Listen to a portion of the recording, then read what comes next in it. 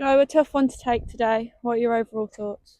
Yeah, I felt as though probably coming away disappointed with a loss, to be honest, because I felt as though a draw probably would have been a good result for both sides in terms of performance levels. I thought Lye were the better in the first half. I thought we absolutely dominated the second half in terms of just having the overall maybe a bit more control on the game. We maybe got the ball down and played a bit more in the second half, which maybe first half we didn't do. It's always tricky when you come to Lye because of the conditions and because of the environment in which they create. But second half we had a foot in the game. We dictated it. I felt.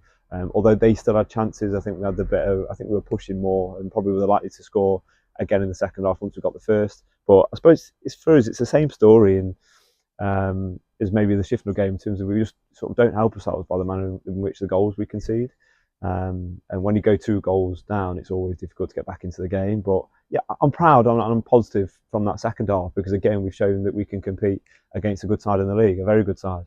We beat Shifnal 2-1 in the FA Cup. We've probably should have been coming away from here at least a point today against two of the best teams in the league. So the frustration is there because we've shown that we can be really good, but at the same time we've also shown that we can be not so good. And it's consistency is what wins leagues. Consistency is what a successful team is built on, and we just need that. We need to find that rhythm. Felt as though that's probably why we aren't coming away with a win in the second half, was because the momentum.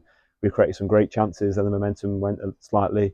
The game was very stop-start, and we tried to get some more momentum, create some more chances, and in the end, we just couldn't get that.